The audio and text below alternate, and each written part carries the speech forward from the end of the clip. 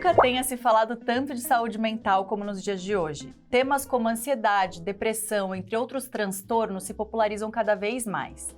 Todo esse movimento que faz com que a gente aprenda mais sobre a saúde mental, tenha vocabulário para nomear sensações e sentimentos e faz também com que, aos poucos, estigmas e preconceitos relacionados aos mesmos sejam derrubados. Mas por mais que os debates sobre saúde mental tenham se tornado mais cotidianos, a gente entende que a trajetória para garantir uma sociedade que realmente pensa no bem-estar emocional da sua população ainda está muito longe de acontecer. E falando da saúde mental materna, é possível perceber que muitas mães ainda passam por inúmeros desafios sem entender o que elas estão sentindo e, pior, enfrentando uma enorme culpa materna por suas emoções. O Maio Furtacor tem como objetivo conscientizar e promover a saúde mental materna. É um exemplo de campanha que virou lei em diversos estados e que visa olhar para a realidade dessas mulheres e tentar encontrar alternativas e caminhos possíveis para questões emocionais que essas mães estão enfrentando. Eu sou a Júlia e sou a mãe da Cora. E eu sou a Tayla, mãe do Francisco e da Tereza. E esse podcast é Coisa de Mãe. Por mais que aqui no 1001 a gente quase sempre acaba falando sobre questões relacionadas ao tema, nós decidimos que precisávamos ter mais um episódio específico para falar sobre saúde mental materna e todos os desdobramentos que eles podem acarretar na vida dessa mãe, na relação com seu filho e na sociedade. E para esse episódio, mais uma vez, a gente conta com a presença da nossa plateia maravilhosa 1001 Tretas e de duas convidadas muito queridas. A psicanalista, professora universitária, pesquisadora e escritora mãe da Milena Yumi, de 6 anos, Ana Sui, e a apresentadora, atriz e escritora mãe da Nina, de 7 anos, e da Cora, de 9 meses, Mel Fronkoviak. Acertei? Quase perfeito. Quase, me corrija. Melhor que eu. Mel Fronkoviak. Eventualmente. Fronkoviak. Fronkoviak. Nossa. É mais difícil escrever do que falar. Bem-vindas, gente. A gente tá muito animada. O primeiro episódio de saúde mental eu saí chorando. Não, eu acabei de chorei do começo ao ler os números. Vamos ver se eu consigo me manter E eu plena. lendo os números, eu falei, tô muito chocada. Ela falou, você ficou igualzinha no último episódio. Eu falei, ok, que bom que eu não lembro mais. Vai ser tudo novo pra mim. Mel, conta pra gente como que você cuidava da sua saúde mental antes do maternar e o que precisou ser reajustado? Primeiro, muito obrigada pelo convite. Prazer estar aqui contigo também, Ana. Acho muito legal, assim. Primeiro, meu primeiro podcast, né? Então, eu tô um pouquinho nervosa, confesso. Mas super feliz de estar aqui num espaço em que a gente discute coisas tão importantes, né? Pro maternar de hoje em dia. Então, muito obrigada. Não só pelo serviço, mas pelo convite. Bom, Tayla, minha saúde mental antes de ter filho, ela sempre sofreu altos e baixos, né? Eu acho que eu sou uma pessoa ansiosa desde que eu me conheço por gente. Acho que todo mundo hoje em dia é um pouco ansioso. Mas eu sentia que nos momentos em que eu desequilibrava um pouco a minha ansiedade, em que ela fugia um pouco do controle, eu conseguia me acalmar. As ferramentas que eu tinha, que eu faço psicoterapia já há muito tempo, exercício físico, que é uma coisa que me ajuda muito a baixar um pouco os níveis de ansiedade, yoga, meditação e tudo aquilo que a gente tenta, né, para se ajudar. Eu conseguia com essas ferramentas controlar um pouco a minha ansiedade e na minha vida continuava ali com uma certa qualidade, mas nesses altos e baixos. E depois que eu tive filho, porque eu acho que tudo depois que a gente tem filho se transforma e na maioria das vezes se intensifica, isso começou a sair um pouco do controle. Então eu sentia que a minha ansiedade ela já estava me dominando. Eu já tinha, com todas as ferramentas, eu já não tinha mais poder sobre ela, né? Vou parecia começar a chorar já agora. Me avisa que eu começo também, pra gente chorar todo mundo junto. E eu comecei, assim, eu fiz uma vez uma terapia, eu falei pra minha terapeuta assim, eu sinto que eu tô me afogando fora da água, sabe? Era uma sensação muito forte, assim, de que a vida tava passando e eu não conseguia viver, eu estava sempre muito preocupada ou muito ansiosa, tentando controlar tudo, com sintomas físicos da ansiedade, né? A palpitação, insônia. E somado à maternidade, foi um peso muito grande, né? Na verdade, eu só fui realmente pedir ajuda antes da minha segunda gestação. Acho que eu enfrentei um primeiro puerpério e uma primeira experiência já com a ansiedade desregulada. E hoje em dia eu vejo que muitos episódios que eu vivi com a minha primeira filha, talvez eu tivesse passado por eles de forma mais tranquila se eu tivesse pedido ajuda antes. Não medicamentosa especificamente, que foi o que eu acabei precisando num dado momento, mas a gente entendeu o que a gente tem, né? Porque o medicamento também é só uma ferramenta, né, Ana? Você vai poder nomear, né? Nomear. Poxa, o que eu tenho é Ou isso. ter liberdade de você mesmo assumir o que você está sentindo, né? Exatamente. Que a gente não se autoriza, principalmente num puerpério, que você tem que tem aquela obrigação de estar plena. Exatamente. Né? E a ansiedade, assim, na verdade, ela é um aviso do nosso corpo, né? Ela te prepara para alguma coisa. De repente, uma situação de fuga, de perigo, a ansiedade, ela tem um propósito, né? Ela não é de todo ruim. Só que o problema é quando ela começa a prejudicar o seu dia a dia, prejudicar a sua vida. Paralisar, né? A te paralisar. E foi isso que começou a acontecer comigo. Eu tenho essa mesma sensação. E eu não sei se é a necessidade da consciência, mas também de saber que passa. Muita coisa passa. Eu acho que aquilo me aprisionava também naquele momento. Foi por isso que você esperou 7 anos para o segundo filho? Eu acho que esse Olha eu gap lá daqui. Faltam 3 para eu chegar lá. Eu tô nesse seu processo. Eu também ficava perguntando, qual é a diferença dos filhos? Ah, então ainda tem esperança. Assim, quantos anos tem? 7 anos? Oi, eles se dão bem? Ficava super curiosa. Sou eu hoje. Eu acho que esse gap foi 2 motivos, assim. Um é porque é difícil mesmo voltar para o RN depois que você já tem uma criança totalmente independente, é forte, mas uma criança que, eu digo, é um mini ser humano completo, né? A criança já se comunica, já come, já toma banho, já dorme, né? Já dorme. Então você tem ali, claro, você tem que administrar muitas questões. Mas acho que o trabalho é mais psicológico do que braçal, né? Porque o trabalho com o bebê é muito braçal, muito físico, muito desgastante. E eu me dou muito melhor com o físico desgastante do que com o psicológico. Ou seja, o meu psicológico tá ótimo. Porque assim, educar uma criança pra mim, assim, me deixa amamentar, deixa eu não sei o que... Eu acho que é mais difícil mesmo. Até porque a gente, mulher, a gente vai fazendo, né? Essa força, a gente quando vê, a gente resolve. Exatamente, você tira de sei lá da onde, óbvio que você não tá bem, óbvio que não é fácil. Mas você não é faz, esse lugar. Né? Você vai e faz. A parte de educar também, eu também acho muito difícil. Mas, enfim, tinha esse medo, assim, de 7 anos, será que vai dar tudo certo? Será que eu quero voltar para isso? Mas, ao mesmo tempo, eu tinha vontade de experimentar uma maternidade mais leve. E aí, eu repetia isso antes de tratar a minha ansiedade. Olha como eu sabia, num patamar inconsciente, de que eu não tinha tido uma maternidade, bom, leve acho que ninguém tem, mas talvez eu tenha tido uma mais pesada do que ela poderia ter sido, né? E também tinha essa questão. Então, eu tinha um discurso muito de mãe, assim. Eu sabia que eu não estava bem, eu sabia que a minha ansiedade não estava num lugar controlável, mas eu pensava assim, não, eu vou engravidar, eu vou amamentar, e aí depois eu vou cuidar da minha saúde mental. É claro, óbvio, né? Faz todo sentido. Por que eu vou, né? Porque aquela metáfora básica, né, Ana, da terapia, bote a máscara primeiro em você, para depois botar no outro, né? E na minha cabeça, acho que até por questão de preconceito com remédio, com a questão de é possível tomar remédio numa gestação, numa lactação, tudo isso estava na minha cabeça e eu não ia atrás dessa informação, porque na minha cabeça estava assim, não, tranquilo, daqui a pouco, imagina, eu vou passar um puerpério fácil, passar um puerpério totalmente desregulado, tranquilão, depois eu peço ajuda. Não, o pensamento mais maluco. Mais maluco de todos. Mais insano. Mas que sintetiza muito essa questão feminina, da gente cuida de todo mundo, a gente resolve. Né? E até abro um parênteses, assim, a primeira viagem que eu fiz com a minha filha, com a Nina, que ela tinha, sei lá, 9 meses, eu não levei mala pra mim. Eu fiz a mala pra ela. Quando eu cheguei lá, eu tinha só a roupa do corpo. Você só se deu conta quando chegou lá? Eu falei, fiz a mala da criança, tá resolvido, né? Cumpri meu papel de mãe. Aí eu passei a viagem inteira secando, miserável, com secadora, assim, as roupas, calcinha, porque eu não levei roupa pra mim. Isso é muito simbólico, porque arrumei a mala da criança, pronto, tá? Minha viagem tá feita, o que eu preciso de mala pra mim? Agora a criança nasceu, tem um ser humano aqui pra eu cuidar, né? Enfim, e era esse pensamento que eu tinha com relação à saúde mental. Num dado momento, eu lembro que eu olhei no espelho e falei assim, Mel, você não tem condições de gerar ninguém. Você não tem condições. Eu não quero gerar ninguém. Eu não quero botar ninguém dentro de mim desregulada como eu tô com a minha ansiedade. Em que momento essa sua ficha caiu? Você lembra? Eu acho que foi... Eu não sei se eu lembro exatamente, porque acho que quando a gente tá em crise de ansiedade, fica tudo tão nebuloso, que os dias emendam noite, e você tem esses sintomas físicos. Às vezes eu lembro que foi 1 mês, praticamente, que eu dormi muito pouco. E que não tinha nada, de fato, tão grave na minha vida. Porque a questão da ansiedade generalizada, da TAG, né, que foi o que eu fui diagnosticado, transtorno de ansiedade generalizada, é que você está sempre esperando que algo horrível vai acontecer. Está sempre alerta.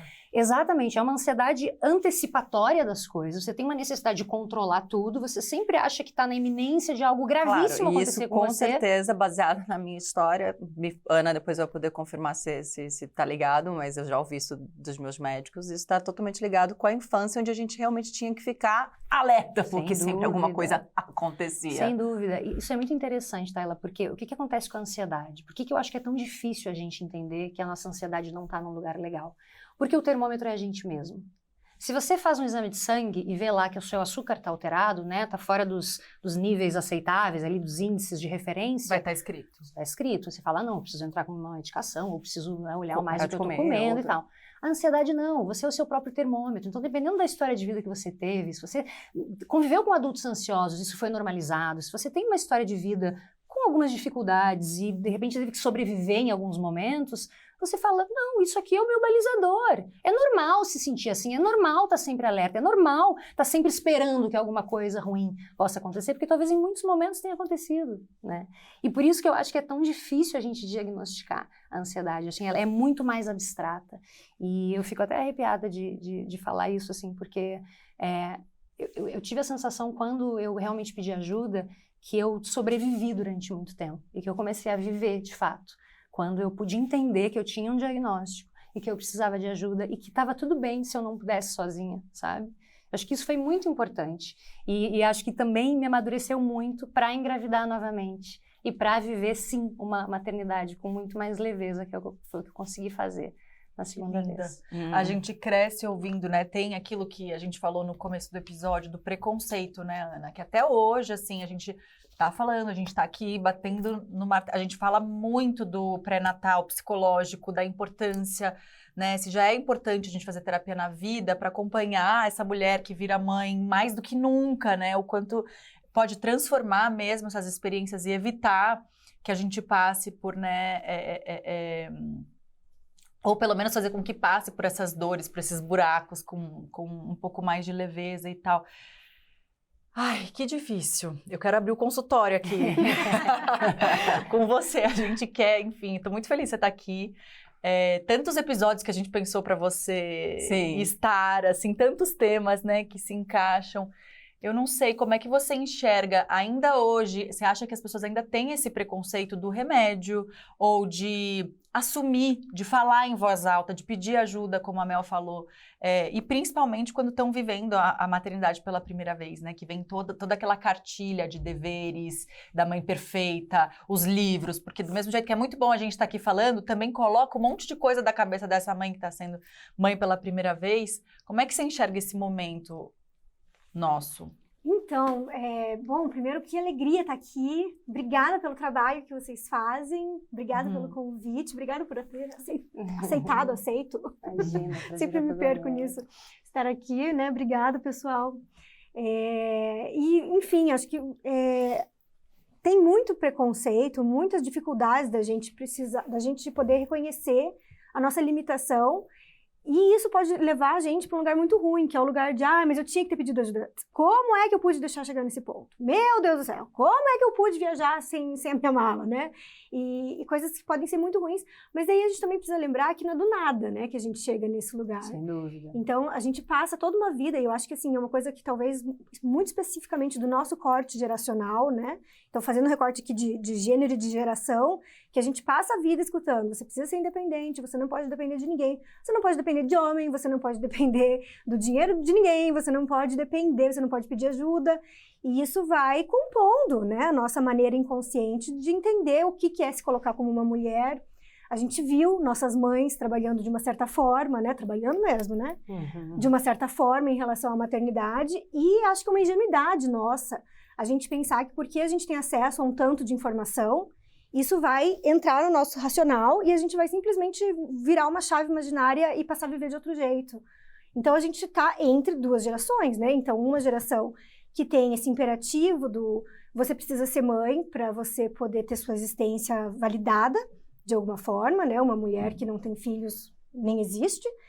E, ao mesmo tempo, um certo imperativo de você não pode se entregar demais nessa maternidade também, porque senão você perde a sua essência enquanto mulher e você vai estragar a sua vida, você vai acabar com a sua vida. Que loucura, né? Como a gente poderia não lugar da cabeça? Super fácil esse equilíbrio, né?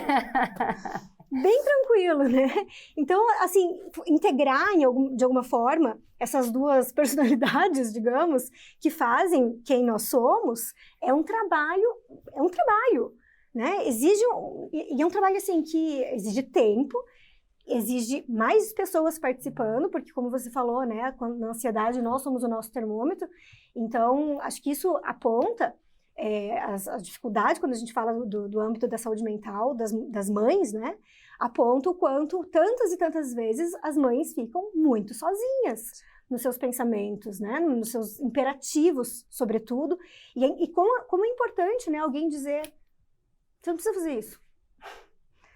Tá sofrendo aí com a amamentação, que a gente fica, tem um imperativo, tem que. Não precisava, né? É bom, mas é bom, tem que ser bom para os dois, né?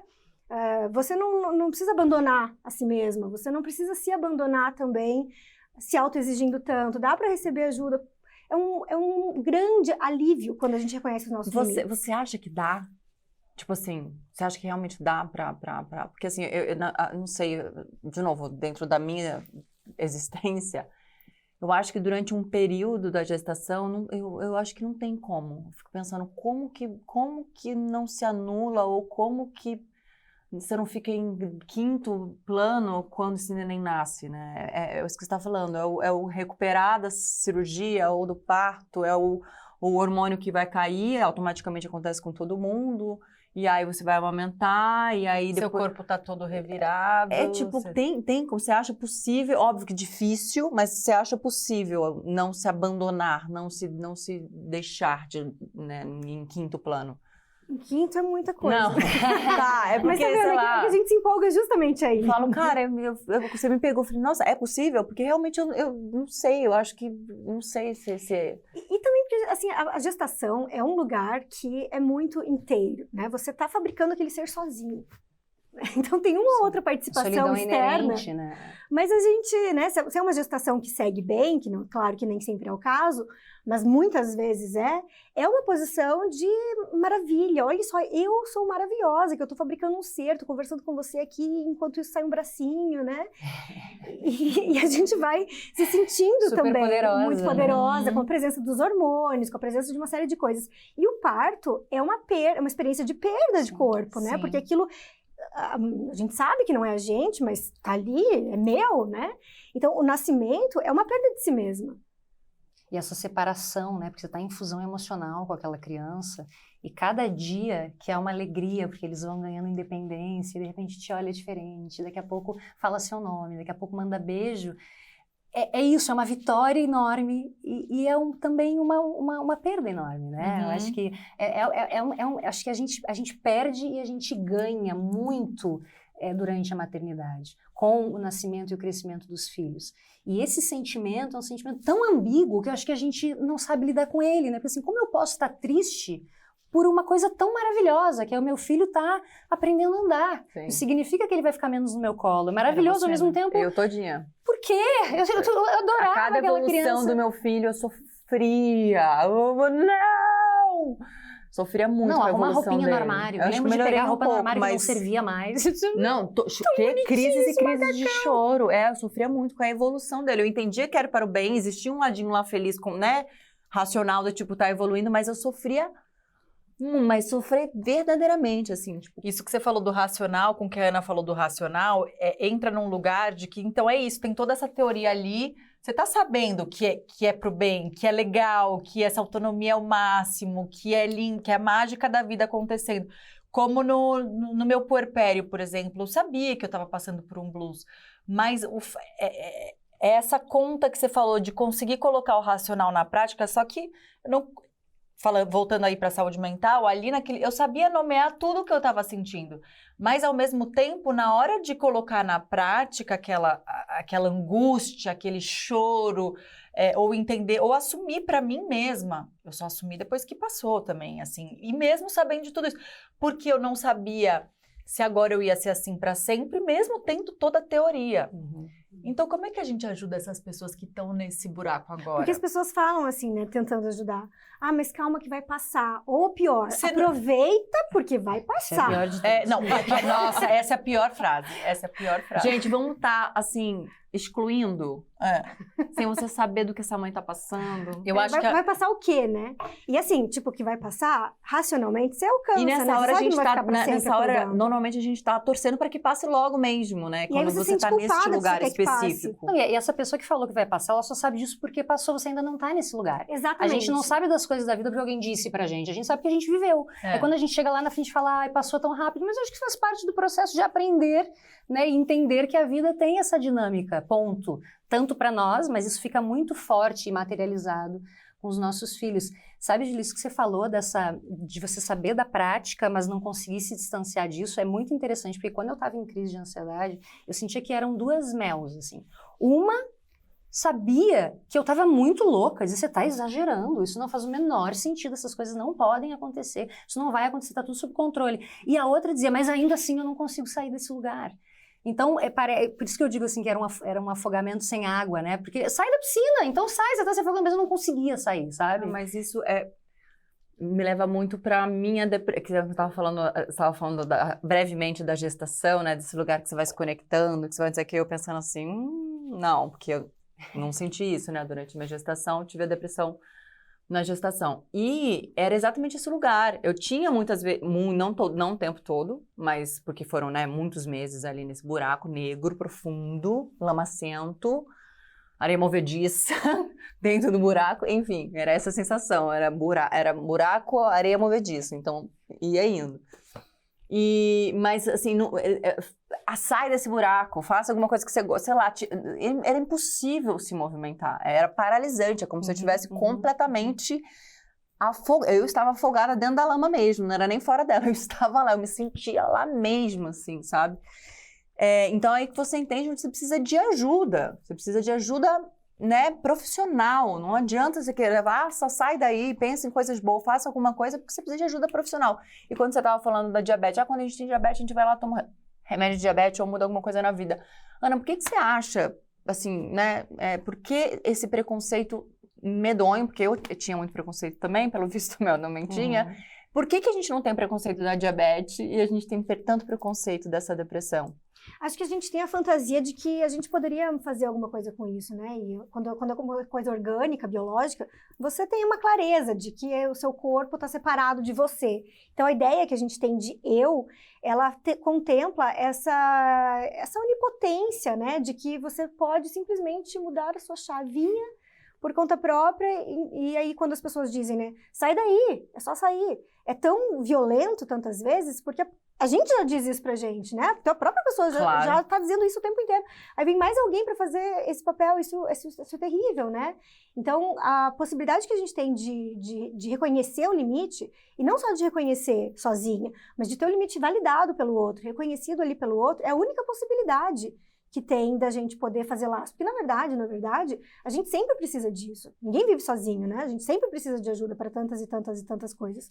Só que quase tudo na nossa sociedade também nos leva a alimentar essa fantasia de independência, de onipotência. Ainda mais sendo mulheres, né? Porque se tem que ou não tem que, essa cartilha da mulher que a gente ouve desde muito cedo. E eu acho que tem um recorte geracional aí que vem as mães, as sogras, as tias, a tia-avó, que te cobra coisas ali, você tá mergulhada, e talvez ela nem lembre do que passou. Não lembra. Ou na época que passou, não se autorizava a sequer elaborar o que estava sentindo, e daí ela, mas tão simples.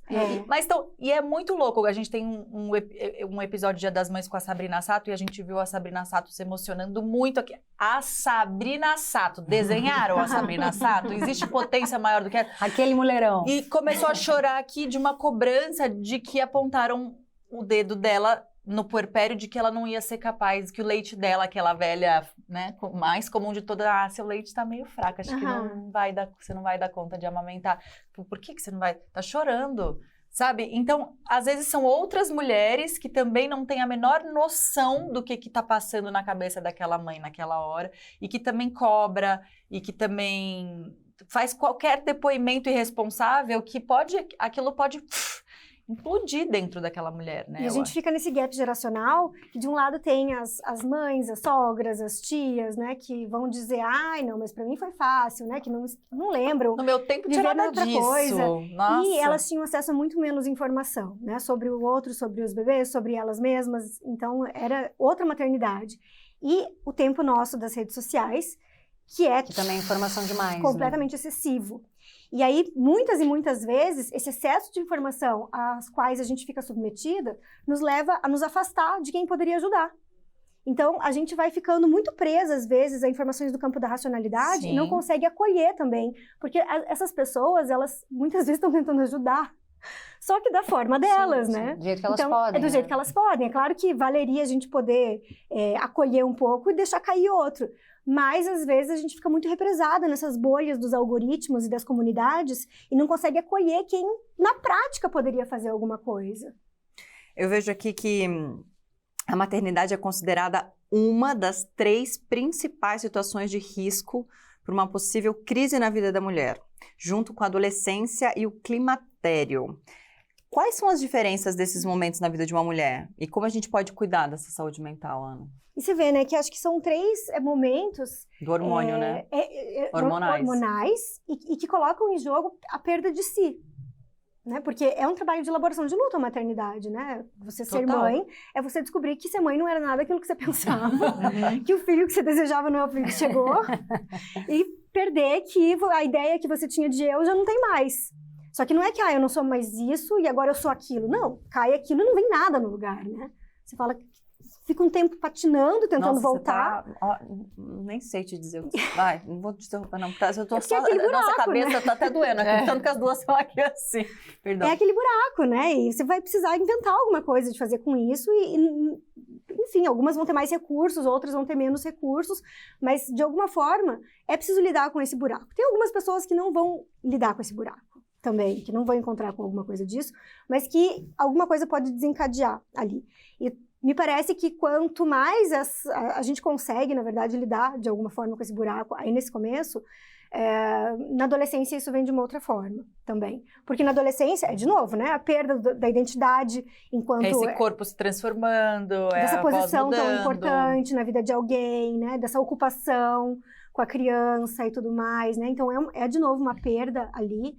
E também se deparar com o inevitável, o impossível de você poder decidir as coisas sobre o sujeito adolescente ali, e muitas vezes vai juntar já com entrada na menopausa, perimenopausa. Que normalmente essas coisas, a mãe tá vivendo isso ao mesmo tempo, né? Tá enfrentando seu próprio filho, passar por esse momento se for mulher, né? Você tá ali de cúmplice vendo sua filha enfrentar todos esses questionamentos existenciais e a relação de vocês, né? Tá vivendo esse momento com uma menopausa, que é um episódio que a gente também quer fazer. Vai ser bem tranquilo. Deus me ajude. Bom que a gente já começa a preparar, né? A ansiedade do que está por vir. Meu Deus do céu. Não sei. Paniquei aqui um pouco agora e essa matemática. Louco porque quando já falamos isso algumas vezes, mas o Milma nasceu, deu no ápice da neblina, no meu puerpério, ápice, com consciência, com recurso, fazia terapia, tudo que estava ao meu redor ali, tem uma rede de apoio redonda e que me fortalece, disponível a me ajudar a descansar, por exemplo, que o cansaço extremo leva a gente muitas vezes a não parar para perceber os sinais do corpo, da cabeça e tal. E ainda assim, foi super desafiador. E aí, nessa hora, eu olhei para ela e falei, mais 50% das mulheres não tem para quem ligar no puerpério. A gente precisa fazer alguma coisa. E a gente fez muito pensando, né? Eu brincava com ela num FaceTime, eu falava puérperas anônimas, a gente precisa, porque se pra mim, que tenho você, que tenho marido, que tenho mãe, que tenho sogra, tá difícil pra caceta, imagina essas mulheres que não tem ninguém.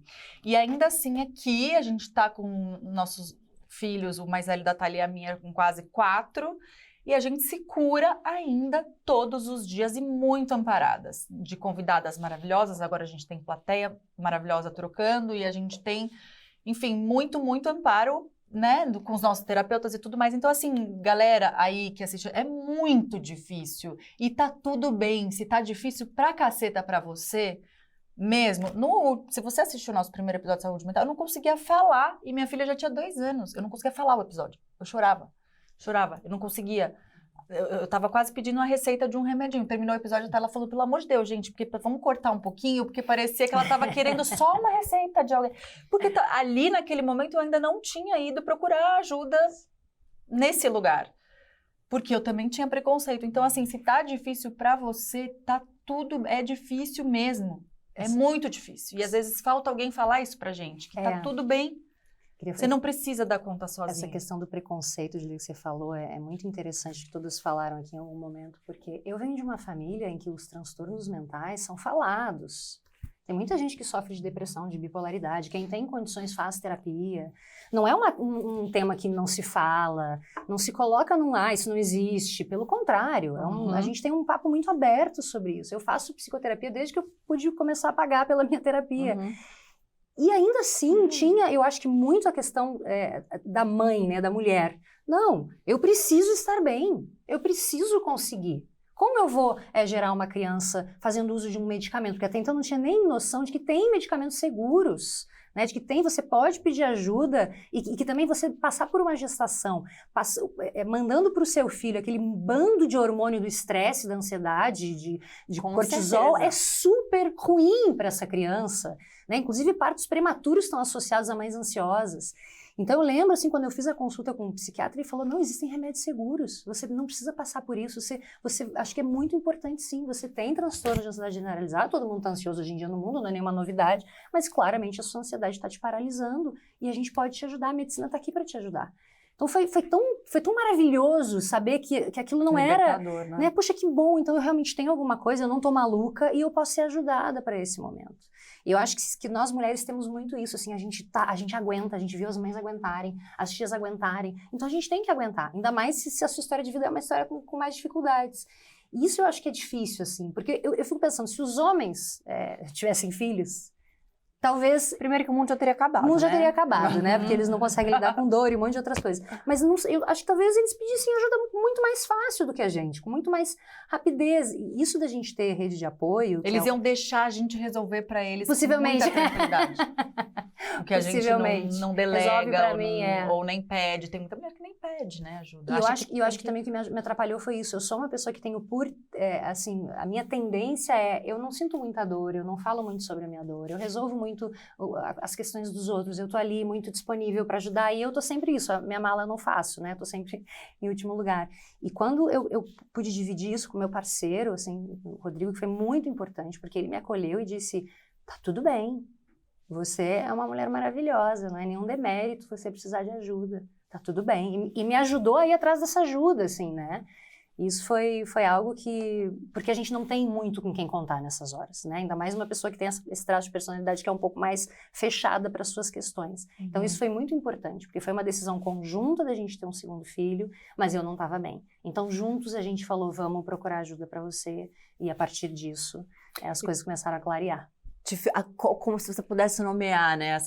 O primeiro e o segundo filho já vem num lugar muito diferente mesmo, enfim, mas se você pudesse nomear, né, essa diferença, né, de você poder estar tratada, nomeando o que você tinha, o que você sentia, com acompanhamento direcionado. Do seu primeiro puerpério pro segundo. Completamente diferentes. Primeiro, assim, para mim, o segundo puerpério, a segunda experiência com a maternidade, acho que é ao contrário do que você costuma falar, porque os seus vieram muito juntos, já foi muito mais tranquila.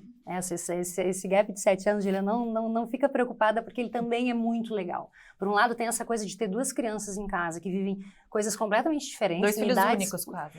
Mas não gosto muito dessa expressão de 2 filhos únicos, porque não são. São irmãos. E eles vão entender que são irmãos com essa diferença de idade, sabe? E eu vi isso e eu lembro, será? E agora eles não são 2 filhos, não são filhos que você vive em idades muito diferentes. Mas também tem uma vantagem de você já ter vivido aquilo há muito tempo. E do seu mais velho ter muito entendimento com aquilo que você está vivendo. Que então, é o perrengão que eu falo. Que é o perrengue que você passa. A minha mais velha ficou muito enciumada com a barriga. A barriga era um problema para ela. Porque a barriga é um ponto de interrogação para uma criança. Não, o que vai vir dessa barriga? O que vai ser da minha mãe depois dessa barriga? Assim que a Cora nasceu e que ela começou a desenvolver afeto, isso é uma coisa muito linda de ver. de ver o amor entre irmãos crescendo. Isso é muito bonito, assim. E eu tenho certeza que você vai chegar lá, tá chegando lá, porque eu vejo pelos, né, pelos seus relatos. Não, eu já tive momentos, esses momentos, eu já falei, esse É pra a mim... hora que ela começa a chorar, É um agora. momento... Não, aliás, se você perguntasse pra mim hoje, Tayla, pessoa física, jurídica, mãe, enfim... Qual o momento de mais alegria, assim, preenchimento da minha alma é quando isso acontece. Nada me preenche mais do que, lindo. tipo, quando eu vejo um defendendo o outro. Esses dias o Chico defendeu a TT de alguma coisa. Não, que não sei o que, nananã. Aquilo parece videogame, parece que a vida volta. A carguinha da vida que tava lá embaixo faz... Ganhou uma vida extra. É porque é um amor muito... nascendo de duas pessoas que você ama muito e que você botou no mundo, sabe? Então, essa diferença foi muito boa nesse sentido. E respondendo a sua pergunta, acho que a diferença de eu estar consciente da minha condição, nesse caso fazer uso da medicação, mas como eu falei, a medicação é uma ferramenta, existem várias outras, né? Mas estar consciente disso fez com que eu conseguisse ter um segundo puerpério com muito mais bom humor. E eu me considero uma pessoa muito bem-humorada até na vida. Mas a primeira era tanta neurose, era tanta preocupação que alguma coisa podia dar errado e que eu não podia errar. E um pouco essa sensação persecutória de que as pessoas estão achando que, né, que você se perde um pouco nessa opinião dos outros, que chegava uma hora que era lindo aquele amor, mas não estava divertido. Eu não estava conseguindo me divertir com a maternidade, sabe? Tanto que quando a Cora nasceu, a gente teve um momento muito bonito, assim, ela nasceu um pouco antes, foi um parto, enfim, meio surpresa, assim, e eu peguei ela no colo e falei, filha, a gente vai se divertir muito.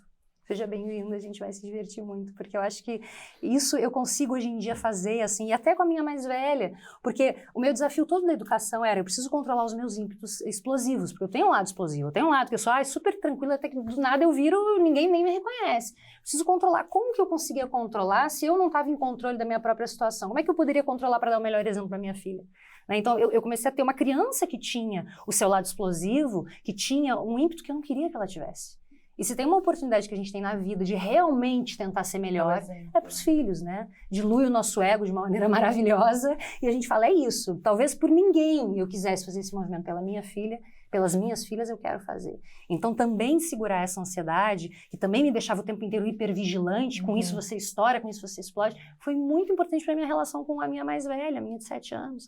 E hoje em dia a gente tem se divertido nós três, mesmo nos perrengues, mesmo na hora que uma acorda a outra, mesmo na hora que a Cora tá chorando porque tá com o dente nascendo e a Nina quer atenção. Então, eu acho que eu consegui e tenho conseguido viver uma experiência com mais leveza, com mais bom humor, e tenho conseguido ser para elas talvez uma mãe que eu desejei um dia ser, né? Não perfeita, aliás, bem pelo contrário, eu adoro aquele seu vídeo, né? Não é a mãe suficientemente boa, é a mãe suficientemente ruim, né? A gente é ruim, a gente não é que eu sou boa em umas coisas e não sou boa em outras, eu sou ruim em algumas coisas. Eu não sou mãe boa de brincar, não tenho saco para sentar e brincar. Tem um monte de coisa que eu não faço bem, mas eu acho que eu consigo hoje em dia entender que esse é um território que eu posso me divertir, sabe? Eu posso rir com ele, até com os perrengues que a gente passa. A gente falou de um monte de coisa aqui no seu processo e, assim, para quem olha de fora, né, é um marido parceiro que tava lá, que falou, tá tudo bem, vamos cuidar.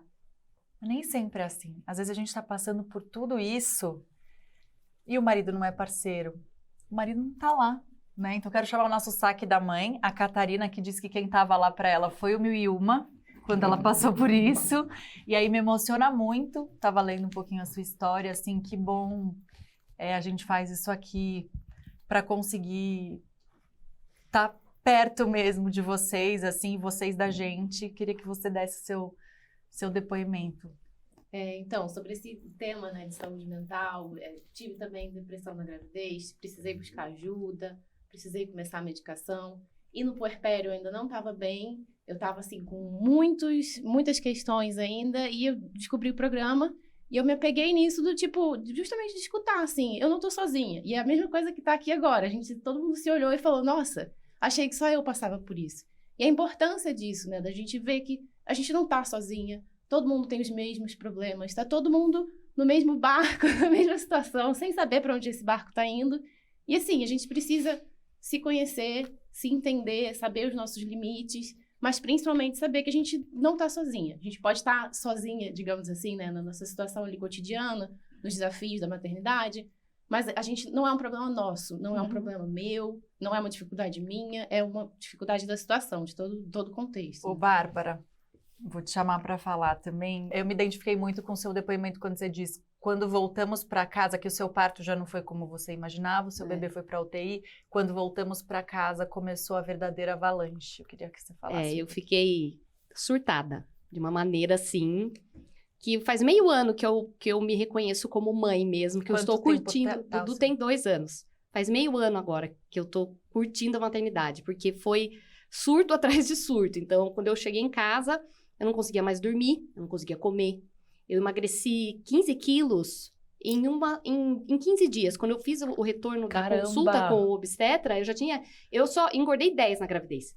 Então, eu emagreci 15 quilos. Então, foi uma coisa que mexeu muito comigo, assim. E eu sempre tive também a TAG, o transtorno de ansiedade generalizada. E na maternidade, na gravidez, eu falei, não vou tomar remédio. Eu fiquei só na base da yoga, da acupuntura. E levei bem a gravidez, sem medicação. E daí, quando eu voltei para casa, falei, meu Deus, o que eu fiz da minha vida?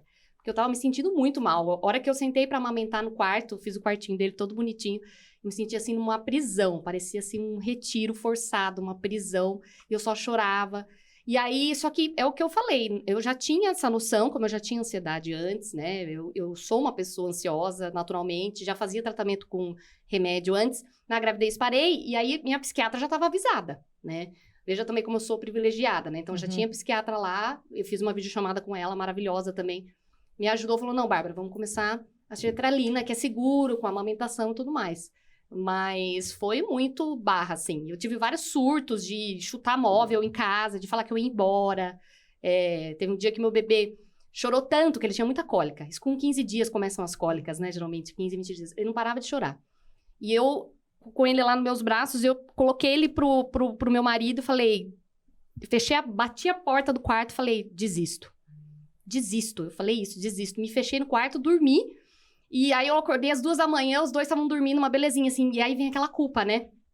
Aquela coisa. E é uma coisa muito, muito, assim, pesada falar isso aqui. Porque muitos familiares não sabem que eu passei por isso. As pessoas acham, né? A gente tem vergonha de falar também, né?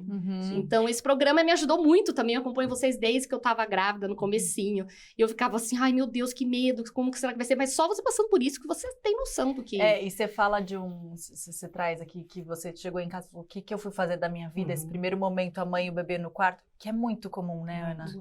Muito comum. E que ninguém fala. Inclusive, eu acho que quem a gente não precisa nem estar passando por alguma desregulação, né? Você pode até... Tem algumas mulheres, é pouca a porcentagem que passa ilesa o blues, assim, né? Tipo 15%, 10%, sei lá. Mesmo nesse lugar, eu arrisco dizer que é impossível, em alguma fração de segundo, você não falar, caramba, e agora? o que eu fui E fazer é uma da minha sensação vida? também que você sente um arrependimento, você se culpa por ter sentido arrependimento, que é o maior amor do mundo, como é que você pode sentir isso? E aí você fala... Eu lembro exatamente desse momento, assim, tomando banho, primeiro banho na maternidade, da Nina, e dizia, o que eu fui fazer com a minha vida? Minha vida era ótima, porque agora eu tenho um ser humano que depende de mim. Não, mas eu não posso pensar isso, é o maior amor do mundo, ela é perfeita, eu tenho que agradecer, eu tenho que estar tudo certo, não tem nenhum problema. E a gente se culpa até por sentir essas sensações, sentimentos ambíguos, né? E às vezes desde a gestação, né? Tem muitas mulheres que por mais que elas queiram conscientemente engravidar, ter filho, e às vezes até é isso, quanto mais queria antes, às vezes mais tem dificuldade de reconhecer as ambivalências. Você sabia que minha terapeuta sempre falava isso, ela falava, né, eu fiz, por causa da depressão, eu cheguei a um tempo da maternidade, da gestação, que eu fazia terapia todos os dias, eu tinha que estar bem assistida ali, e eu ficava com muito, muito medo, eu falava, se eu tô nesse buraco, na gestação, o que está por vir, pelo amor de Deus, eu não vou dar conta, eu não vou conseguir, eu não vou aguentar, vai dar ruim. Ela falava, tá, ela me preocupa muito, muito menos o seu puerpério, o seu maternar, de você que já tá, não lembro as palavras exatas, tá? Experimentando, do que quem fica lá fantasiando sagrada, ai, não sei o que maravilhoso, cara, o baque dessa mulher vai ser muito maior do que o seu. Tipo assim, eu não tenho a menor dúvida, assim. Isso, né, não generalizando, gente. Então, você falou isso, eu lembrei disso agora. Acho que eu nunca falei isso aqui, o quanto ela pontuava, assim, calma. E daí você vê, né, a importância desse podcast, de poder escutar, né, acompanhar isso, porque é muito novo esses espaços onde a gente consegue falar publicamente das ambivalências de viver isso. Porque não é que não é que não haja amor, como é a leitura mais primitiva, né? Então você não queria ter filho. E para além disso, né? Então tem tantos movimentos das mulheres que falam, das próprias mães arrependidas, eu não gosto de ser mãe, mas eu amo meu filho, né? Sim. Então, assim, que são tantas e tantas formas de expressar essa ambivalência, porque tem uma parte que se satisfaz, tem uma parte que se frustra, e uma não elimina a outra, né? Muitas vezes. Sim. E eu queria que você falasse um pouquinho mais sobre isso, porque, né, se a gente teve uma gravidez mais comum ali, né, você foi tentante por um período, até um ano e pouco, engravidou, tararau, já tem essa culpa, né, de não, essa ambivalência já atormenta. Agora as mães, por exemplo, que foram tentantes muito tempo. Eu tenho uma amiga que ela, foram quase 7 anos o processo dela. Parece que se ela se vê numa situação com a saúde mental abalada ali, né, tipo, quando ela consegue, ela vira mãe, ela tentou aquilo tanto tempo que parece que a culpa dessas... Mas eu quis tanto e agora como eu tô sentindo isso. E aí eu vi essa amiga minha, assim, num grande buraco no puerpério, sem se autorizar. Na hora que eu peguei... Eu juro, eu segurei a mão dela quando eu fui visitar, ela derramou inteira no chão. Ela foi assim, eu vi minha amiga indo... E eu falava, tá tudo bem. Ela, mas foram 7 anos, tipo assim, eu deveria... Minha obrigação agora era o quê? Tá em festa. Minha obrigação agora era... Tá tudo bem. Tipo, eu queria que você falasse com essas mulheres também, porque eu acho que a culpa é ainda maior e o buraco... Sem dúvida. O buraco já existe, já tá lá. existe E a culpa no comum, só faz aí você... Eu lembro muito, já falei muito isso aqui, o quanto a culpa me adoecia ainda mais e mais e mais e mais. Eu acho que ter privilégios também é outra coisa que causa muita culpa. Porque quando você falou, eu tenho rede de apoio, eu tenho tudo, né? Exatamente, porque quando você tem dados de realidade para você colocar a complicação, isso localiza a angústia. Agora, quando você retira isso, a coisa fica generalizada, né? Então, tipo, de onde que vem? Vem de mim. Então, tem alguma coisa de errado comigo, né? E isso pode paralisar, de fato, ali, né? Nessa coisa de eu me sinto mal, e eu me sinto mal por estar me sentindo mal, e aí eu me sinto pior por estar me sentindo mal, porque eu tô me sentindo mal. Exatamente. É uma bola de neve, É uma bola de neve. E eu sou a única, eu acho que o meu e uma vem muito nesse intuito do que você disse, de tipo, quando, principalmente pela minha depressão na gestação, que pra mim eu era a única, sim, nunca ninguém tinha falado sobre isso, pelo menos ao meu redor, onde eu tinha acesso, nunca ninguém tinha. Então eu era a única, sim, então eu era a pior mãe do mundo, sim, eu era o pior ser humano, sim. Desculpa, tô desbotando intensidade, gente. E depois, assim, por exemplo, a questão de precisar de ajuda medicamentosa, que foi o meu caso. Depois que você passa por isso, você descobre, igual quando você quebra o braço, você vê todo mundo de braço quebrado, você começa a observar, você descobre que tem um monte de gente ao seu entorno que passou ou passa pela mesma situação, mas as pessoas não falam.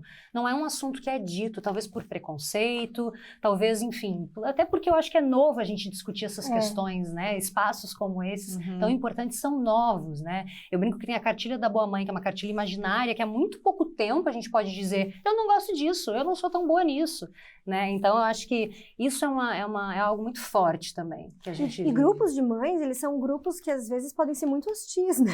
Muito. Então, é difícil você encontrar espaços de segurança para que se possa falar de certas ambivalências sem que venha a polícia da maternidade, né? Que vai ali descer além e dizer que você não deveria. E não só da maternidade, as mulheres que nem têm filhos, né? Mas que são muito tomadas por imperativos e por um desejo de dizer como é que tem que ser. E um desejo de se perdoar ou de se fazer acreditar uma mãe maravilhosa, mostrando um maternário que às vezes elas estão até mentindo, a gente já falou isso. Mas enquanto mães bem meu filho lá em casa dorme 12 horas desde que... Lá em casa... Não, lá em casa... Não, meu dorme 15. Ou quando a gente fala também... A 12 no meu, lá em casa são 13 horas e meia, né? E assim, né, fazendo uma relação de causa e consequência. Como se isso dissesse que então é porque eu fiz alguma coisa. Que você é maravilhosa, eu é que sou boa mãe. Uma vez eu li uma frase muito boa, assim, que dizia, eu não sei de quem é, me falha a memória agora a fonte, mas dizia, a gente tem que parar de achar que o comportamento dos nossos filhos é um cartão de visita da nossa maternidade. Sabe? Uau. Porque às vezes é isso. Se o seu filho dorme, é porque você é competente. Se ele não dorme, mais ou menos. Se o seu filho se comporta, você é muito boa mãe. Se o seu filho faz birra, mais ou menos, já tá falhando. Isso me libertou 100%. tanto. Eu ainda não me libertei disso, me libertou muito Olha. isso, assim. Mas como não foi é que você se libertou? Aquela. E não é? Tipo assim, meu filho, minha filha, eventualmente... É personalidade. É personalidade. Às vezes ela não vai querer cumprimentar todo mundo, por exemplo. A Nina era uma criança que como a maioria das crianças da cidade, Exato. não quer dar beijo. Até porque a gente faz, tem uma criação... já não deixa dar beijo mesmo. Exatamente, uma criação que a gente diz, não, peraí, o contato físico é uma coisa que tem que ser concedido, porque isso é muito perigoso, né? A gente vem de uma geração que o contato físico era obrigatório. Isso Sim. gera muitos outros problemas, que a gente não precisa nem nomear aqui. A gente tá tentando evitar com os né? nossos Que as mulheres filhos. ficam sempre muito vulneráveis a abusos, a várias coisas. Então, é isso, eu não gosto de cumprimentar, eu não gosto. Eu tirei isso de assim, isso é um cartão de visita da minha competência ou não como mãe. É difícil fazer essa separação, mas em algum momento acho que você consegue. Nossa, eu nunca tinha pensado nisso mesmo, assim, tipo, pode ser óbvio, mas pra mim realmente não tinha ainda feito essa desconexão do que realmente está ao meu alcance, né? O que está ao nosso alcance de ajudar essa criança em muitas coisas, informar, educar, e o que não está, Sim. né? Eu queria muito falar sobre o Maio Furta-Cor. A gente tá falando o quanto esse assunto é recente. Mas esse dado me surpreendeu novamente. É tão recente que o Maio Furta-Cor foi criado em 2020. Tipo assim, ontem. Tipo, como assim, né? Se a saúde mental materna, ela existe, né? Essa depressão, pós-parto e tudo isso existe desde que uma mãe existiu, como é que só em 2020 foi se olhar para isso, né? Fiquei... a campanha visa conscientizar e promover a saúde mental materna em foco em ações para prevenir e tratar a depressão pós-parto e outros problemas de saúde. Mas lembrando que isso não é uma lei federal. E nesses estados, né, que ela está presente, ela já resultou em aprovação de mais de 150 leis em todo o país. Então, é muito legal falar do Maio Furta-Cor, o quanto ela pode se tornar uma lei federal, né? Tipo, o quanto ela realmente pode crescer e realmente amparar tantas mulheres que não têm rede de apoio, que não têm como ter uma terapeuta, uma psicóloga, uma psiquiatra, enfim. Acho que era isso que eu queria dizer. E reforçando aqui um dado, que eu acho que a gente já disse algumas vezes, mas que 1 em cada 5 mulheres brasileiras sofrem de depressão pós-parto. Então, 1 em cada 5 é muito, muito, muito grande, né? É um número muito grande, né? Por que é importante que a gente tenha um foco específico na saúde mental das mães? E quais são as maiores diferenças que podem ser observadas em relação ao cuidado? Eu acho que tem como consequências ao longo do ano, né? Porque a ideia também de colocar isso nos meses é lembrar que o assunto existe. É só colocar né? uma luz ali num tema que tá ali todos os dias das nossas vidas, né? Claro. Né? Porque senão a coisa também se perde. Claro. Mas a gente poder iluminar isso tem como efeito, por exemplo, a criação desse espaço, que é o podcast que vocês inventaram, para que a gente possa falar sobre tantas coisas, e isso tem efeitos inimagináveis, né? A gente não tem como saber a dimensão do alcance disso. A gente estava falando aqui antes, num intervalinho, né? Que eu falei, parem de falar, que a gente gasta o tema. Exatamente sobre o poder da fala, né? O poder de... A gente está falando sobre muito de escutar, porque a gente está aqui nesse lugar de serviço, de informar e de tentar acolher e informar, mas o quanto o falar cura, né, Mel? Você estava falando, eu nunca falei sobre isso.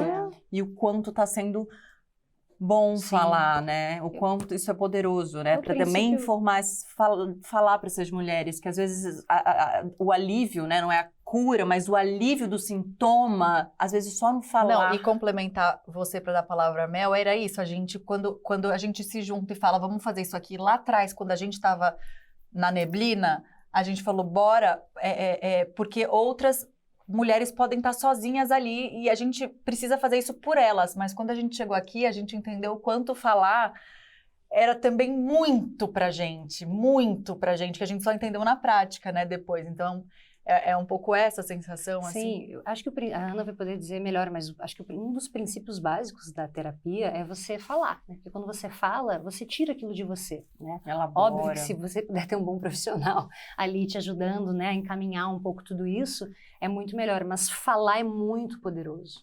É muito poderoso. E acho que eu nunca falei disso publicamente.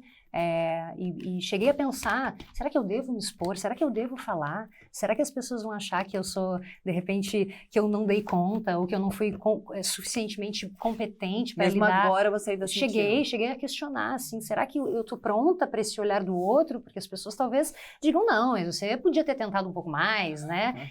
E eu pensei, não, mas talvez se alguém tivesse me falado isso lá atrás, com essas palavras, eu tivesse me perdoado antes. Porque eu acho que é isso, assim, a questão pior não é nem, eu precisei de remédio, eu tô realmente com muita ansiedade, eu não tô passando bem, mas você se perdoar, né? Porque esse momento da maternidade, ele é tão solitário, e eu acho que não tem como ser diferente. Acho que, no fundo, ele precisa ser solitário.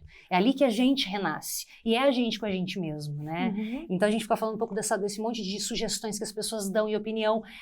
Você tem que se desconectar disso, e você tem que se conectar com o seu instinto e com a sua forma de conseguir dar conta daquilo, né? Então, por um lado, até é bom que as pessoas falem um monte de coisa. Porque você precisa silenciar e se ouvir, né? E eu pensei, poxa, eu acho que outras pessoas talvez ajude outras pessoas ouvindo isso, dizer, olha, tá tudo bem, né? Você talvez, quando eu peço ajuda, eu me dou um colo, eu digo, não, peraí, eu não quero ficar aguentando mais, não tô mais nesse lugar na minha vida, né? E a gente também tem aqueles registros da vida, né? Que você fala, eu durante muito tempo tive que passar por isso. Então, mesmo que eu tenha virado, a minha história é totalmente diferente, né? Você continua com aquele registro, às vezes da escassez. Você tem ali um registro muito forte de escassez na vida, a sua vida dá uma afrouxada e você ainda fica sempre com aquela ansiedade, né? Do que vai ser o dia de amanhã se eu não trabalhar. Então, eu acho que transformar esse registro que a gente tem de um conceito de maternar e descobrir o nosso é muito importante, muito poderoso. Então, acho que o meu pedido de ajuda tem a ver com isso, assim, eu vou me pegar no colo, sim. E se pegar no colo e deixar que os outros te peguem, o seu companheiro ou companheira, a sua amiga. A Bárbara estava aqui falando que, nossa, eu tô dando um depoimento, nem a minha família sabe. Olha que delicado, que zona sensível é essa. A sua família, você se envergonhou de pedir, e talvez a sua família te surpreendesse com generosidade, acolhimento, né? Nem sempre isso acontece também, a gente também fala disso aqui, né? Da rede de apoio e a rede de agouro, a gente chama, que também acontece. Eu acho que a gente tem que ficar muito atenta a toda a experiência que a gente compartilha e divide e entrega a nossa vulnerabilidade para alguém, como a gente sai daquele momento, né? Se a gente sai mais forte, mais seguro, ou se aquela pessoa nos deixa mais inseguro e mais sensível e tal. Mas por que, né, que a gente se envergonha? E que bom que você, uma mulher, né, tão forte, tão linda, a gente te vendo de fora e que te acompanha e tal, se sentiu forte o suficiente para poder compartilhar e segura do seu maternar, né, para poder compartilhar, porque eu acho que isso é fruto de segurança também, né, Ana, para ela estar aqui. Eu, inclusive, queria saber do seu maternar. Eu também queria. E a gente ama perguntar isso para especialista, né, pediatra, psicólogo, psicanalista, porque a teoria tá toda lá. Mas tem uma pediatra que deu uma fala aqui pra gente que a gente ama, ela falou assim, sabia tudo, mas ninguém me avisou que quando eu virasse mãe ia tudo pro espaço. Como foi, Ana? Conta pra gente. Linkando a pergunta que vocês fazem, uma coisa que eu achei tão bonito que você falou, que eu podia ter, quem sabe eu poderia ter me perdoado antes, né? Porque eu acho que tem esse encontro com esse buraco, esse vazio, que ele é necessário, ele é importante. A questão é que ele precisa ser limitado, né? E às vezes a gente precisa de ajuda para sair de lá. E não tem uma outra forma de pedir ajuda a não ser pedindo ajuda. Assim como não tem uma forma de se transformar em mãe, porque é uma transformação, né? Uma construção de uma identidade que não existia até então, à custa de perder a identidade que estava ali. Eu quero essa frase registrada no nosso negócio de frase. Muito bom. Porque não tem outro jeito de você fazer, não tem jeito de você fazer isso sozinha. Não tem como, você precisa de muita gente. Não só porque é desumano você cuidar de um bebê sozinho, mas também porque você precisa aprender com outras mulheres, como é que é maternar, como é que é ser mãe. A gente precisa da nossa mãe, né? Se a gente tem a possibilidade de ter a nossa mãe, como é que é a mãe-vó, como é que é a sogra, como é que é a cunhada, como é que volta para o trabalho. Nada disso a gente faz, assim, de uma forma sozinha, né? E o estudo, né, o saber teórico, ele atrapalha, ele pode atrapalhar muito, porque ele pode intensificar a culpa.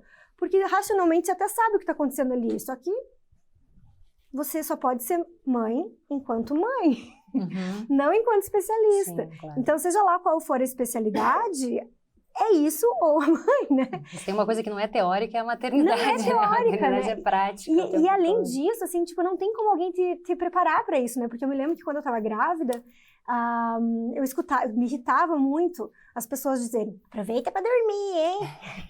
Gente. Aproveita, né? É desesperadora essa frase. No final, então, você já não dorme. Aproveita. Exato. Como, né? É com um monte de quilo na barriga, você não consegue, vou aproveitar para dormir quando? Eu quero que nasça, né? Mas aí se nascer vai começar, né? Então tem essa eu tinha esse aviso do outro, né? Ai, um pouco, né?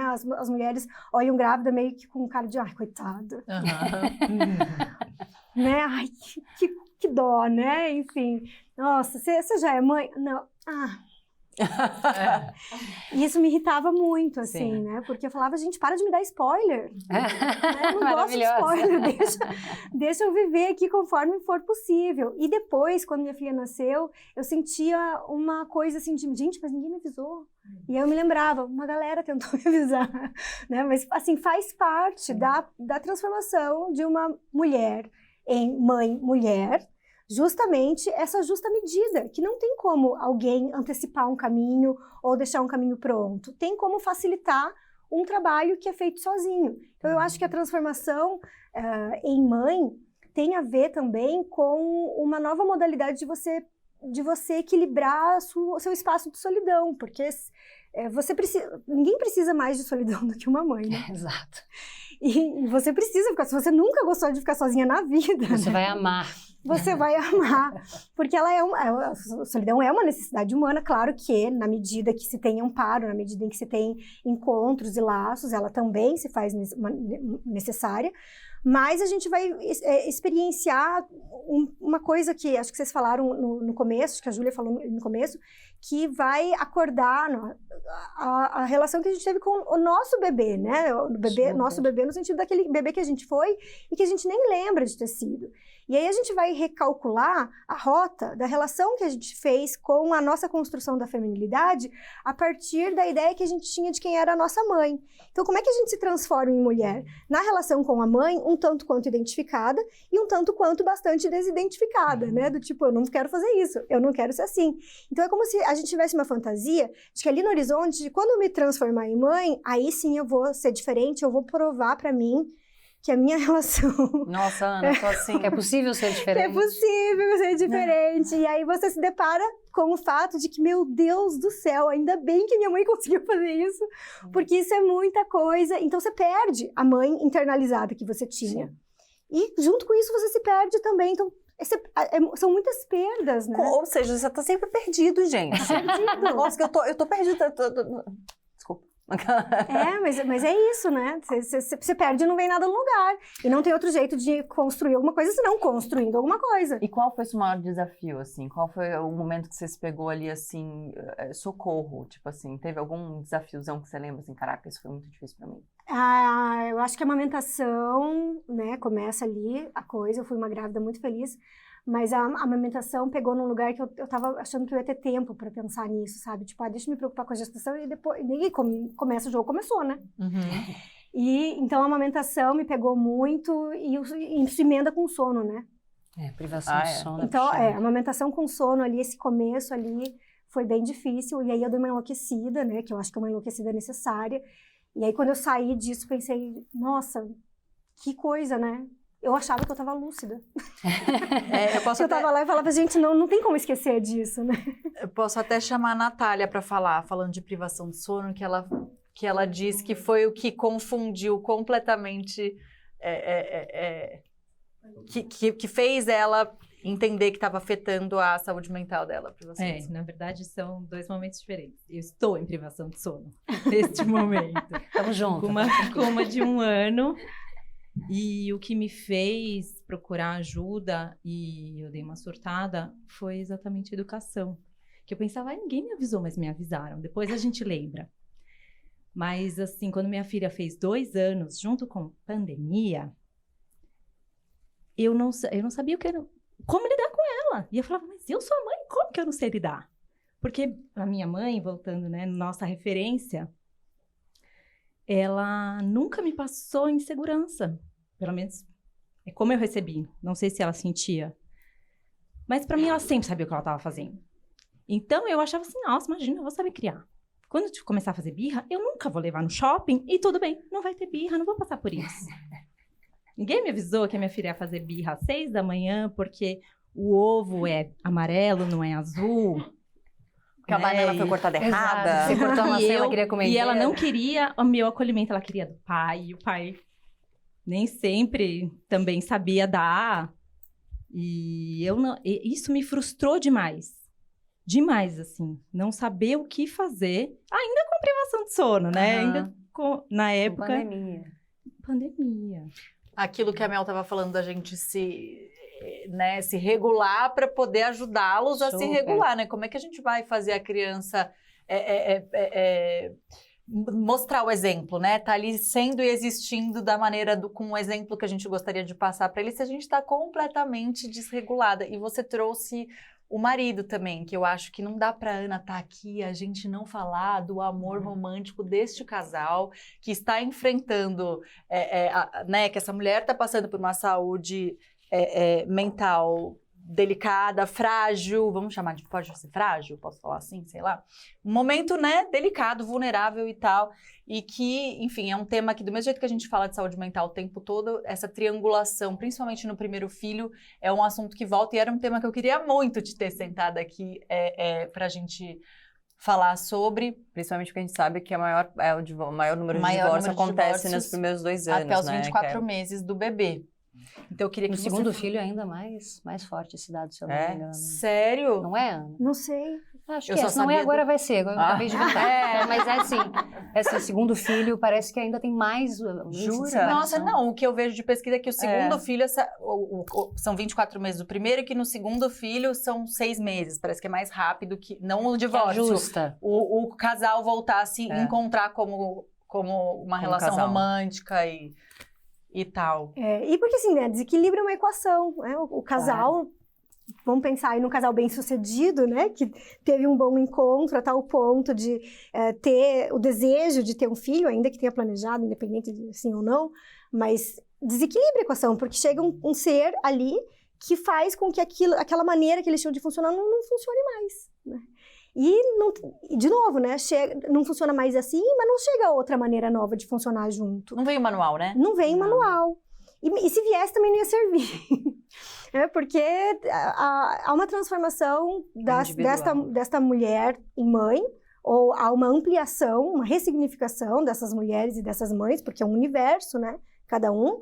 E o pai também, ao mesmo tempo que cada uma das pessoas vai reviver o seu próprio nascimento, a relação com os seus antepassados, né? Como é que chegou até ali, a relação com a carreira, a relação com a sexualidade, os encontros e desencontros, tudo mais. E, ao mesmo tempo, vão querer projetar na criança uma fantasia de resolução, né? Porque o Freud diz isso, que o amor dos pais pela criança, ele é narcísico, não só, mas é também narcísico, porque a gente quer que os filhos não passem pelo sofrimento que a gente passou, a gente quer que os filhos tenham uma realização que a gente não pôde ter, né? Então a gente se projeta ali. Então há uma certa competição também dessas fantasias, quem é que cuida melhor, quem é que cuida direito. Então a ideia... Entre o casal. E às vezes, assim, os casais não percebem isso. Inconsciente. Exatamente. Inconscientemente não percebem isso e isso vira uma treta deslocada para outros momentos. Na coleção. Porque ainda quando se sabe disso, dá para colocar isso em pauta, né? Pelo menos dá para fazer disso a palavra dá instrumento para a gente poder fazer alguma coisa com isso. Agora, quando isso nem chega na percepção, nem chega para a palavra, isso... Que é na maioria das vezes, né? Na maior parte das vezes. Porque é um lugar inconsciente, né? Não, quando que você vai olhar pro seu marido e falar, tô competindo com você? Parece até, né? Tipo... E a inveja? Porque a mãe tá nessa posição fálica, né? Ela amamenta, ela tem um vínculo anterior, né? E tudo mais. E o pai, né? Como você falou no Sem Censura esses dias, né? De que o pai tem que se coçar ali pra fazer alguma coisa. Uma amiga minha, ele vira um instrumentador. Pega a pomada, pega a fralda, pega não sei o quê. Porque nesse primeiro momento, os homens ficam bastante coadjuvantes, né? E acho que pro homem isso é difícil. Tanto que muitos desistem, né? Falar, não, você não quero, se eu não sou protagonista o bebê não mais... me aceita, então... Eu acho que a maior parte, né, dos divórcios, eu já li sobre, é justamente esse lugar de perda, né? Que ele se sente perdendo o protagonismo. E ele não entende isso, né? Como ele não é prioridade, como eu não sou mais importante aqui, ou como, enfim, né? Nesse lugar de... Isso quando o cara... Desculpa te cortar, mas só... Isso quando o homem não se infantiliza, se colocando como mais um filho também, né? E aí começa a competir e rivalizar com o próprio bebê. Brincadeirinha, tô bem humorada hoje. Ela tá engraçadinha. Mas, gente, pensando... Então, é esse lugar, né? Pensando de estar vivendo esse puerpério com um divórcio, que é essa taxa altíssima, eu não sei o que seria de mim naquele momento ali, porque... Porque também tem uma coisa que eu acho importante a gente dizer, eu não sei se o quanto já disse, porque a gente perde a memória, mas você, homem, se algum homem estiver assistindo esse episódio, ou a mulher quiser mandar esse recorte, enfim, parece que é instrumentador, mas talvez eles não tenham ideia do quanto ser um instrumentador. É tudo que a gente precisa. Eu lembro que o Renato realmente, tipo assim... era o instrumentador, mas o quanto isso me ajudava, o quanto eu nem queria água, ele trazia água o tempo todo, eu nem queria aquela água, mas o quanto eu saber que ele estava conectado com o meu maternar, vou levar mais água, conectado com aquilo que estava acontecendo. Me ajudando. E nos enxergando também, né? E com a criança, né? Que entende o seu protagonismo, respeita o seu protagonismo, faz paz com a ideia de ser coadjuvante e te auxilia a exercer essa função que ele não tem como exercer, né? Porque existe toda a questão cultural, mas existe a questão fisiológica também, né? E deve ser difícil para os homens também, porque eles ganham muito pouco e perdem muito. Você perde a mulher, você perde o espaço, né? E o filho ainda não troca contigo. Então, eu acredito que seja desafiador para eles. Mas você ter um parceiro que entende que ele, nesse momento, ele não vai ser o mais importante, ele vai estar lá em terceiro lugar. E que entende o quanto ele pode acelerar esse seu processo de encaixe na sua nova você ali, naquele pós, porque é isso, né? No meu puerpério, foi uma fala, um elogio do Guto. Eu não tinha ideia o quanto eu precisava daquele elogio. Foi o que me fez voltar a tomar banho. Eu tava sem tomar banho, sei lá, tipo, há uns 3 dias.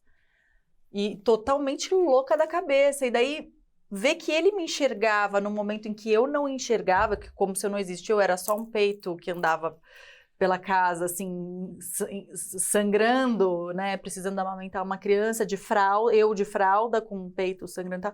Aí, quando ele me olhou, eu falei, nossa, eu existo. E você não teria como saber que era isso que você precisava para poder pedir. Não tem. Você descobre que era disso que precisava depois. Não era uma pomada. Porque você pode falar, oi. Exatamente. Eu realmente acho que um parceiro consciente e preenchendo o seu lugar numa relação, principalmente uma relação em que você é pai e mãe, faz muita diferença para a gente recuperar o senso da gente mesmo. Isso que até ela estava falando, se é possível a gente não se perder e a gente equilibrar essa mulher com essa mãe, eu acho que você tem um parceiro que está ali contigo, que te chama para isso, que te lembra, né, que fala, não, peraí, vem cá, a gente é marido e mulher, você é ótima mãe, mas agora a gente vai precisar de um tempo juntos. Eu acho que isso é muito valioso. Nossa, porque é uma tendência a gente se perder, é um pouco de perpetuar a espécie, né? O tempo junto eu acho que é até mais comum, porque a gente enxerga os homens cobrando o espaço deles de volta, mas do cara também enxergar, peraí, me dá essa criança aqui, vai dormir. Vai tomar um banho, exato. Vai fazer um cocô em paz. Vai lá, vai lá. Fecha a porta do banheiro, liga uma música e eu tô saindo aqui com esse bebezinho. Eles, é isso, deles terem, acho que cada vez mais isso tá acontecendo, que bom, né? E é por isso que a gente quer alcançar mais homens, cada vez mais. Nessa temporada a gente tem a missão de trazer mais homens para sentar aqui e estarem falando essas coisas, né? Porque a gente brinca que homem gosta de ouvir homem, né? Então, quanto mais eles ocuparem esses espaços, a gente vai também, acho que mais rápido, né, se reerguer ali, se reorganizar, talvez, vou chamar desse jeito, né, tipo... Como a gente fala sobre a importância de nomear o que você está sentindo, né, eu vou colocar aqui alguns transtornos, né, relacionados à maternidade. Depressão pós-parto, né, que acomete cerca de 15% das mulheres. Tristeza, cansaço extremo, sentimento de culpa intenso, além do sentimento de incapacidade de cuidar do filho, entre outras coisas. Ansiedade e tristeza materna, psicose puerperal. 1 a cada 5 mulheres pode desenvolver a psicose materna. Transtorno de estresse pós-traumático. Esse transtorno acomete mulheres que, mesmo antes do fim da gestação, enfrentam situações traumáticas, com procedimentos invasivos, alguma complicação durante a gravidez, violência doméstica, burnout materno. Eu quero agora a plaquinha. Quem se encaixa em algum desses? Ou já se encaixou em algum desses? Todas. Duas que não. Eu, porque eu não sou mãe ainda. Não conta. Mas você se inscreveu sem ser mãe? Me conta isso. Então, hoje eu sou psicóloga clínica, sou sua fã, né? Adoro os livros, recomendo, até tem uma parte de farmácia literária, porque eu acho que é muito isso que a gente tá falando, de nomear, né? Então, tudo que vocês estão falando eu acho interessante, eu tenho tentado buscar cada vez mais informação e até para eu me decidir também, né? Ter essa decisão, se eu vou ser ou ainda não. Tem um termo que eu acho muito importante, que tá vindo da Universidade de Colômbia, que chama matrescência. Eu não sei se você já ouviu falar, Ana.